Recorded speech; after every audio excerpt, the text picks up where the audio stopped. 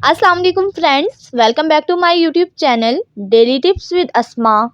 ज़मीरा नाम का शुमार लड़कियों के नामों में होता है। ज़मीरा एक इस्लामी नाम है।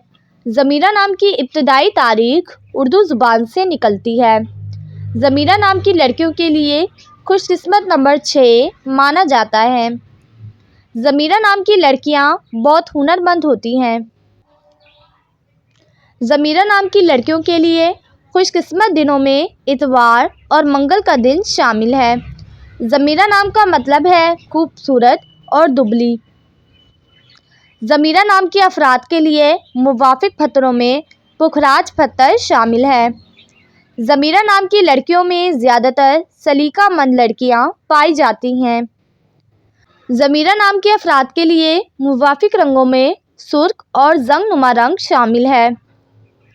खुशकिस्मती वाली धातों में हिंसों के हिसाब से तांबा शामिल है। फ्रेंड्स, अगर आप अपने नाम का मतलब जानना चाहते हैं तो कमेंट बॉक्स में अपना नाम लिखें। इंशाअल्लाह हम आपके नाम की वीडियो ज़रूर बनाएंगे। Thanks for watching. अल्लाह हाफिज़।